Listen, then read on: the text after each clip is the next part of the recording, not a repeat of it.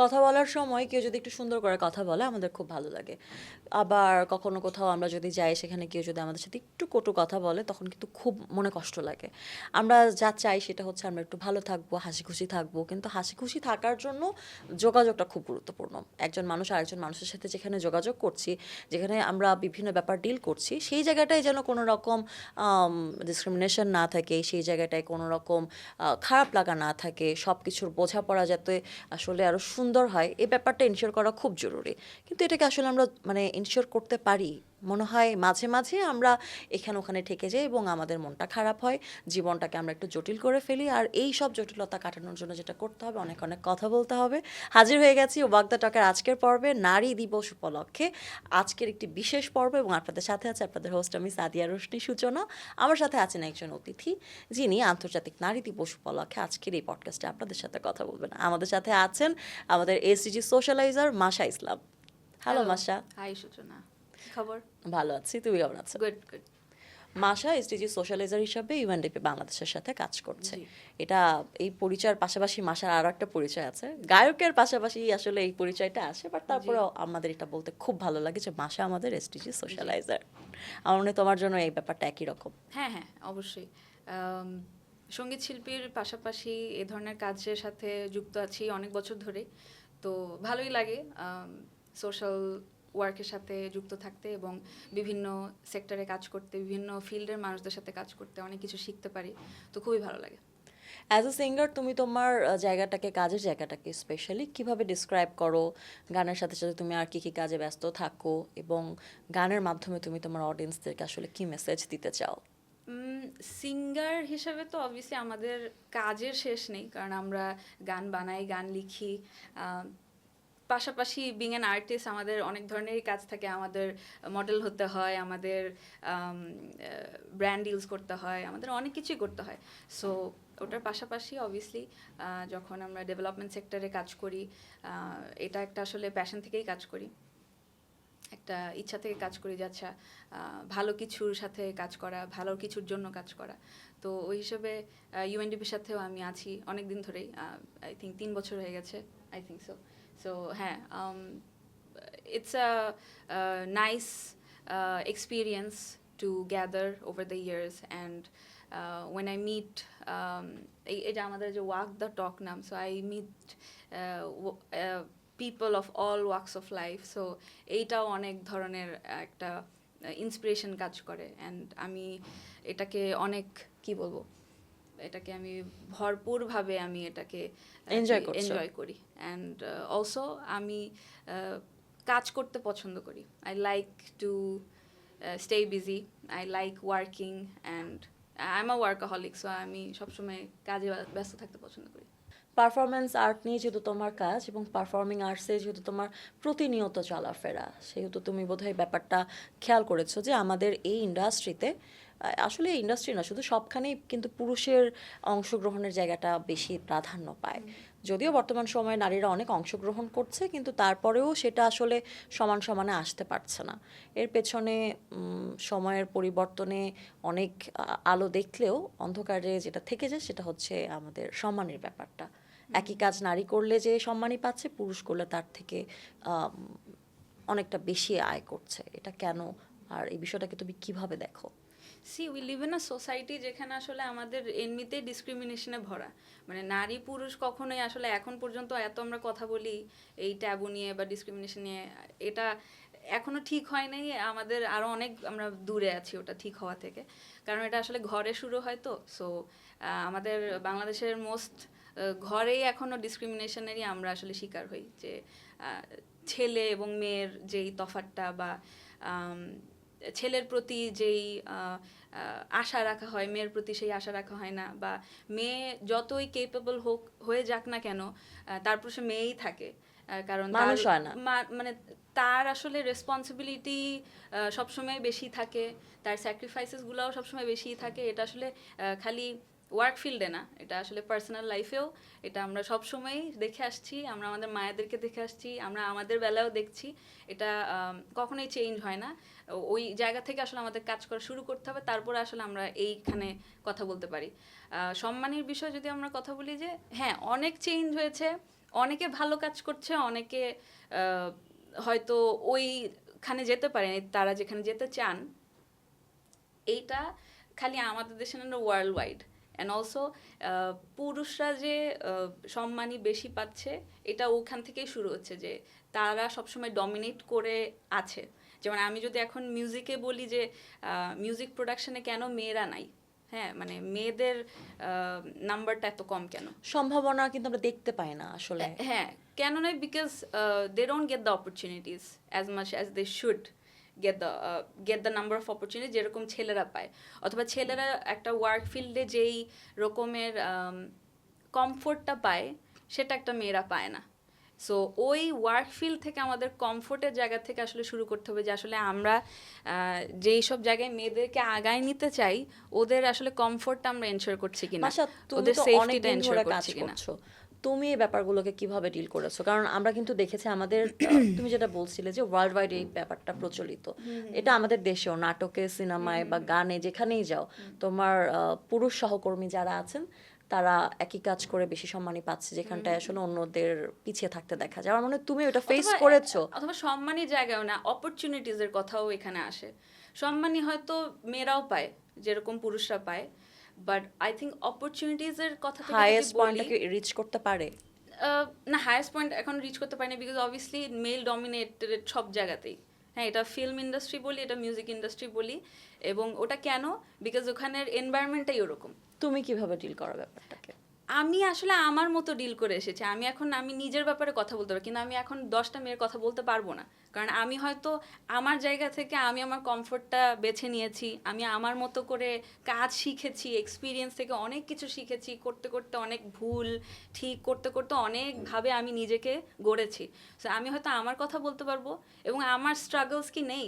Of course আছে, কিন্তু ওই স্ট্রাগলসের কথা আমি অবভিয়াসলি আমরা সবসময় সামনে আনি না, কারণ মানুষরা ওটা পছন্দ করে না। মানুষ সবসময় হ্যাপিনেস পছন্দ করে, বা ওই অর্জনগুলো দেখতে হ্যাঁ, ভালোবাসে। সবসময় ওইটাই। সো আমরাও ওইটাই করি। আমরাও যতটুক মানুষদেরকে দেখিয়ে মানুষদেরকে খুশি করানো যায় অতটুকুই দেখাই।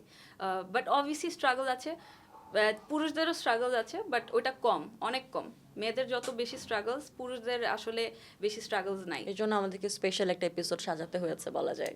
অ্যাবসলিউটলি। এই জন্য এই কারণে অনেক সময় বলা হয় এত কি নারীদেরকে নিয়ে, এত কি women empowerment, but women empowerment নিয়ে যতই কথা বলি, আসলে এটা কম। কারণ আমাদের আসলে এখানে অনেক বড় ঘাটতি। ওকে, আমরা এই দিকটা থেকে একটু দূরে যাই, এবার আমরা Yeah. একটু আশার দিকে যাই। এই যে গান গাইছো তুমি, গান গাওয়ার মাধ্যমে তুমি তোমার অডিয়েন্সকে মিট করছো, তোমার ফলোয়ার্সদের সাথে তোমার একটা কানেকশন তৈরি হচ্ছে। তাদের সাথে ইমোশনাল কানেকশন, অ্যাওয়ারনেস আর এমপ্যাথি তৈরি করার জন্য গানটা কিভাবে ভূমিকা রাখে, তোমার কি বলার আছে এই বিষয়ে? Music itself is a language না? তো মিউজিক এমনিতে আই থিঙ্ক মানুষদেরকে কানেক্ট করে ফেলার মতো ক্ষমতা রাখে। এটা অনেক পাওয়ারফুল একটা টুল, সঙ্গীত। তো আমার কাছে মনে হয় যে এনি আর্টিস্ট যে আসলে মন থেকে জিনিসটা করছে, তাদের ক্রাফটের সাথে তারা অনেস্ট, এবং তাদের আর্টের সাথে তারা অনেস্ট, এবং তারা অনেস্টলি জিনিসটা করে গেছে। আই থিঙ্ক সবাই ওভাবে কানেক্ট করতে পেরেছে তাদের নিজস্ব অডিয়েন্স বেসদের সাথে। আমার বেলাও সেটা হয়েছে, because I have been honest with my craft, I have been honest with my art which is music. তো আমি অনেস্টলি করে গিয়েছি, অনেস্টলি গানটা করে গেছি, গানটা শিখে গিয়েছি। সুর আমার কাছে ইম্পর্ট্যান্ট। সুরও একটা আলাদা ভাষা। কথা আমার কাছে ইম্পর্টেন্ট। সো সুর যদি না থাকে আমার একটু প্রবলেম হয়। সো ওই হ্যাঁ, মানে আমি আসলে ওই মেলোডিয়াসের জায়গা থেকে মেলোডিক সঙ্গীত করে গিয়েছি, অ্যান্ড ওইটা আই থিঙ্ক মানুষ কানেক্ট করতে পেরেছে, because they could feel something obviously. কারণ ইট ইজ আর্ট, তো আর্ট এমনিতেই অনেক powerful. Any kind of art অনেক powerful. It can connect hearts. It can connect so many things. It makes powerful woman more powerful. Yeah. So art আসলে সব কিছু connect করতে পারে, সবাইকে সবার সাথে কানেক্ট করতে, একটা নিউবর্ন বেবিকে কানেক্ট করতে পারে। হ্যাঁ, সো এইটা এমনিতেই পাওয়ারফুল। সো আমার কাছে মনে হয় যে যদি if you are honest and you keep on doing that honestly, and you stay on your craftsmanship, then I think it's even more powerful. মানুষ আসলে মানুষকে মানুষ হিসেবেই দেখবে, এটাই নিয়ম। কিন্তু বাংলাদেশের প্রেক্ষাপটে সামাজিক যে দৃষ্টিভঙ্গি আমরা দেখি, জনসাধারণ মানুষকে মানুষ হিসেবে দেখতে চেয়েও আসলে দেখতে পারে না। নারীকে দেখলে তার নারী মানে ফিমেলকে দেখার পর আসলে তারা নারী হিসেবে তারপর অনেক কিছু চাপিয়ে দেয় এবং সেই চাপিয়ে দেওয়া বিষয়গুলোর প্রতিফলন তার মধ্যে দেখতে চায়। এবং তার একটা অনেক বড় উদাহরণ আমাদের সোশ্যাল প্ল্যাটফর্মস। এবং আমার বিশ্বাস তুমিও সোশ্যাল প্ল্যাটফর্মসে নানান সময় হয়তো কোনো না কোনোভাবে নেতিবাচক মন্তব্যের মধ্য দিয়ে গেছো বা বুলিংয়ের মধ্যে দিয়ে তোমাকে যেতেও হয়।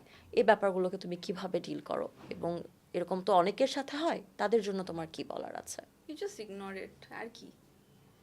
আমাদের আসলে এটা it's not in our hands. কারণ অনেক ধরনের মানুষ আছে, অনেক মেন্টালিটির মানুষ আছে। এখন সবাইকে আমরা কি করব? আমরা নিজেদের জায়গা থেকে যতটুকু ঠিক থাকা যায় থাকি তো। তো তারপরেও যদি আসলে অনেক কিছু যদি দেখতে হয়, তাহলে ওটা আমাদের আসলে হাতে নেই। তুমি কিভাবে Ignore করা দেখো? ছাড়া। তুমি Ignore কি, করি। তোমার কি কখনো মন খারাপ হয়?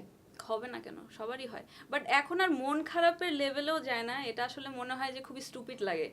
যে এতই ইললজিক্যাল লাগে যে আসলে মনে হয় জাস্ট বাদ দেই। আসলে কিছুই মনে হয় না এখন। এমন একটা পর্যায়ে চলে আসছে আমাদের সোশ্যাল মিডিয়া বা আমাদের বাংলাদেশের ইউজার বেস, যে আসলে মনে হয় সার্কাস, জোক মনে হয়। সো তখন মনে হয় যে আচ্ছা লেটস যারা এই সার্কাসগুলো করছে তাদেরকে just তুমি keep কি it কিছু aside. বলবে? let them have their share of fun. So এটা আসলে কিছু বলার নেই। যে যেমন তাকে তার মতো থাকতে দেওয়া is it? না, থাকতে দেওয়া উচিত না। এটা তাহলে আসলে তো কিছু অনেক বলতে হবে, অনেক ভয়েস কঠোর, রেজ করতে হবে। না কি না বলবে তাহলে? কঠোর ব্যবস্থা নেওয়া উচিত, কিন্তু নিচ্ছে না তো। কেউ নিচ্ছে? কথা বলছি না এটা নিয়ে, সোশ্যাল মিডিয়ার ব্যবহার নিয়ে বা এই ইউজার কিভাবে তাদেরকে শেখানো যায়, অ্যাওয়্যার করা যায়, তাদেরকে ব্যান করা যায়, এগুলো নিয়ে কথা হচ্ছে না। বাট কি কাজ হচ্ছে? আমাদের কি সিস্টেম এটা নিয়ে কাজ করছে না। So আমরা কথা বলেই যাব, বাট যদি সিস্টেম থেকে কোনো কাজ না হয়, ল এনফোর্সমেন্ট থেকে কোনো কাজ না হয়, তাহলে আমরা আসলে আর কিছু করার পাবো না, ইগনোর করা ছাড়া। আই উইশ আমরা এরকম একটা অপরচুনিটি পেতাম So, যেখানে আমরা আমাদের yeah. অডিয়েন্সকে বলতে So পারবো যে all we can do is ignore and keep on working. ওদেরকে ওয়ার্কশপ করানো যে আসলে কেন নেতিবাচক কমেন্ট অনেক করবেন কিছু না। করা যায়, অনেক কিছু করা যায়। সবাইকে ডেকে এনে আমরা কথা বলি, তাদেরকে যারা এরকম করে 10 জনকে ডেকে এনে সামনাসামনি তো ভেরি কিছু ইজি বলতে টু পারবে ফাইন্ড না। দেম। আচ্ছা হোক, আমরা একটু অন্য প্রসঙ্গে যাই। মাসা, Yeah. এসডিজি সোশ্যালাইজার হিসেবে ইউএনডিপি বাংলাদেশের সাথে কাজ করছো তুমি। সেক্ষেত্রে বলা যায় তুমি তোমার কন্টেন্টের মাধ্যমে, তোমার গানের মাধ্যমে নিশ্চয়ই আমাদের সাস্টেনেবল ডেভেলপমেন্ট গোলের অনেকগুলোকে কভার করতে পারছো। তোমার কাছে কি কি মনে হয় তুমি এখন পর্যন্ত কোন কোন গোল কভার করতে পেরেছো? ভবিষ্যতে আচ্ছা। কোন কোন গোল নিয়ে কাজ করতে চাও? okay. তোমার কন্টেন্টের মাধ্যমে সাস্টেনেবল ডেভেলপমেন্ট গোলের কোন কোন মেসেজগুলো তুমি পৌঁছাতে পারো?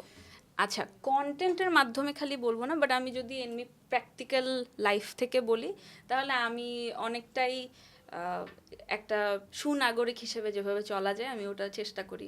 আমি চেষ্টা করি আমি রাস্তাঘাট ময়লা না করতে। আমি চেষ্টা করি রাস্তাঘাটে ময়লা ফেলায় না দিতে, প্লাস্টিকটা ফেলায় না দিতে, নিজের হাতে রেখে আমি ডাস্টবিনটা খুঁজি, ওটা চেষ্টা করি।